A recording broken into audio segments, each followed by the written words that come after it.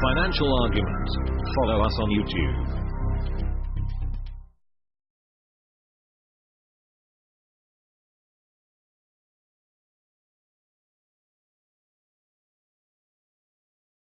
The US dollar has never been in greater danger for losing its dominant position as global reserve currency and payment standard. Challenges to its supremacy are many, and with each passing month, more threats are put in place. While the volumes of trade payment in Chinese RMB grow slowly, and the banking reserves in non-USD bonds grow slowly, the risk for the US dollar to be marginalized has increased significantly in the last 2 to 3 years. Basically speaking, a fiat currency run by a corrupt, thieving, and dishonorable hegemonic regime for the sole purpose of exploiting the rest of the world cannot stand the test of time, and will be dismantled. The community of nations gathers momentum and organization with producing an alternative. It has taken time, and will require more time. The scenario is indeed possible of a dual universe has been raised, whereby the West continues under the USD-based system, and the East emerges under a new RMB-based system. However, the Eastern alternative is step-by-step to emerge with a gold foundation. The US dollar cannot compete with gold in any way except through continued fraud, intimidation, extortion, and open war. All these topics at high level and ground level are covered with analysis in the hat-trick letter. The fall of the King Dollar Empire is near, as the global paradigm shift proceeds without potential for interruption or much further delay. The galactic decay, decline and demise is assured. It has been a brutal final chapter, marred by universal corruption and endless war. It has earned the Empire of Chaos label, for its many color revolutions which mask the brutal hegemony and theft of assets. The fall of the baseless US dollar occurs simultaneously with the rise of the solid gold foundation. Below are the top 10 risks to the US dollar, which will end the year 2017 in a significantly weaker position than it started. U.S. Fed ink inflation to monetize U.S. government debt. The central bank operating the U.S. dollar frauds is actually undermining all global banking systems with the hypermonetary inflation. The community of nations cannot permit the rot of their banking reserves from the U.S. Fed policy blessed with collusion by the U.S. government. The primary purchaser of U.S. government debt is derivative machinery, which produces fake demand for the U.S. Treasury bonds. Asian Infrastructure Investment Bank, AIIB, threatens IMF/WB dominance. The standard infiltration of global debt facilitation has been interrupted. No longer are nations compelled to compromise their financial structures by means of debt arranged in US dollar favor, which permit tentacles of control from Washington via the International Monetary Fund and World Bank. Both agency offices are seeing the lights turned off, and even some prosecution for fraud. Cross-Border Interbank Payment System, CIPS, the abuse by Washington in using SWIFT as a financial weapon will soon come to an end. The Eastern System CIPS is not only an alternative, but it is also quicker and executed with lower cost. The many sanctions by the U.S. government have all backfired. China and Russia energy trade in RMB payment as of 2014. In reaction to the Ukraine war and interruption of the Gazprom energy supply network, the two Asian superpowers have built a united front.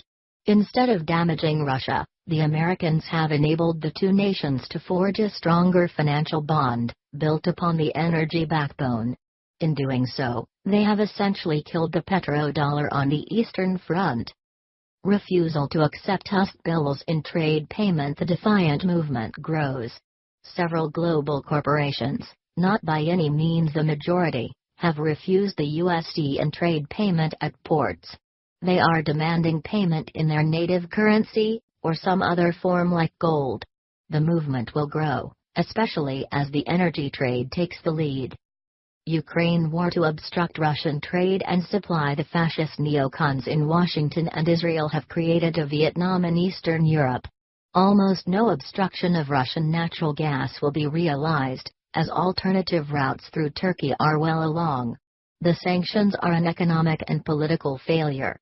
Many EU member nations continue some trade, ignore the sanctions, seek bypass of the rules, and have set up subsidiaries inside Russia. The political repercussions for the fascist EU commissioners in Brussels is nasty and profound. These fascist princes will be put out. Syrian war to obstruct Iranian energy supply. The annexation of Syria by the United States failed.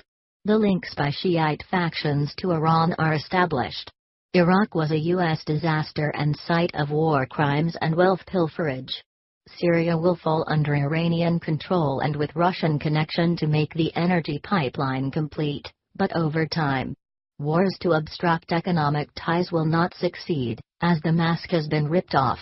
Besides, Israeli energy output will join with the Iranian energy output toward the Gazprom pipeline network in a grand irony.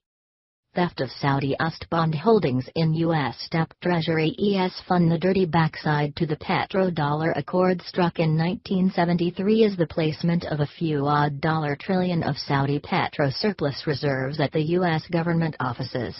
It serves as the core to the Exchange Stabilization Fund, which controls many important financial markets. Maybe the Saudis agreed to contribute at least $3 trillion to the Washington scoundrels. Maybe the Saudis were told they would receive the credits later. Expect the dollar trillions to be stolen, while the Saudis are tossed under the bus. The 9/11 lawsuit bill appears to signal the betrayal. Gulf Arab oil payments in RMB terms. With each passing event where the Saudis pay visits to kiss the Chinese ring, the time draws near to the agreement to pay for Saudi oil output with RMB currency, bonds, or some form of the gold trade note. That GTN instrument is gradually taking form on the Russian corridor, using the Shanghai outpost. The Saudi-Chinese link will find a way to build the RMB payment channels, centered on oil shipments. U.S. economic implosion with credit market. The U.S. government debt market is a massive asset bubble of several dollar trillion. The community of nations is abandoning it, dumping U.S. Treasury bonds at an alarming rate. They react both to lower oil revenues and to disgust over U.S. government policy on trade, finance, and war. The UST bond market depends critically upon bond fraud and derivative controls. Neither can be sustained. Illicit risks. Many are the illicit and precarious risks which surround the unfolding platforms that support the U.S. dollar. The bank derivative machinery cannot be exposed for its fake bond demand, which has been the basis of all supposed bond rallies since 2011. The narcotics money laundering cannot be exposed for its stalwart support to sustain the U.S. and British banking system, whose cut-off would bring huge consequences. The gigantic hidden budgets cannot be exposed for their grand diversion of funds toward secret space programs, secret weapon systems, and secret underground escape facilities. The enormous Chinese and Russian gold reserves cannot be exposed for their potential new foundation for a global monetary system. The foreign powers' dumping of U.S. government debt in greatly amplified volume cannot be exposed for its immediate threat to the USD Foundation.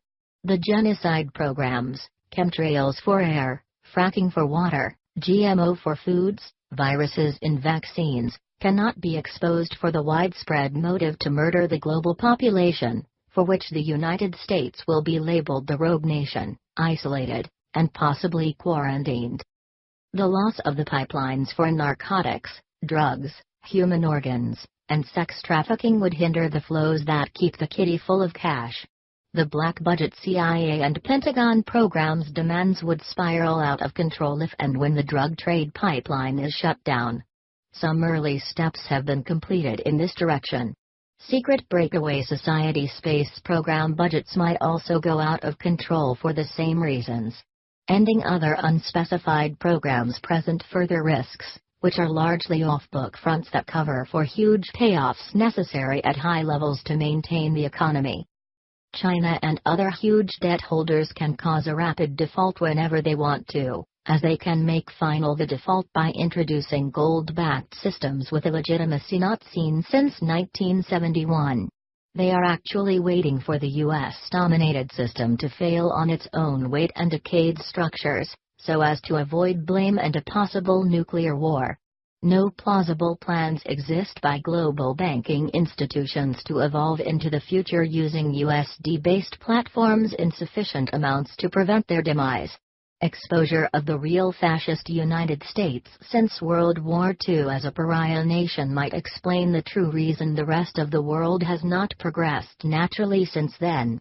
Students must research Operation Paperclip, which after 1945 permitted a significant flow of several hundred Nazis into influential positions within the U.S. government, U.S. banks, U.S. businesses, and U.S. programs like NASA.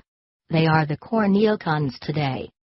The risk of eventual implosion rises each month, from an unsustainable system deeply insolvent. Sanctions have strengthened the Eastern resistance in trade, finance, politics, and security.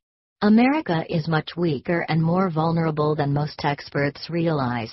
The only one who seems to understand that is Trump, as the warmongering neocons of both red and blue vests seem incapable of comprehending the trend changes and wind shifts.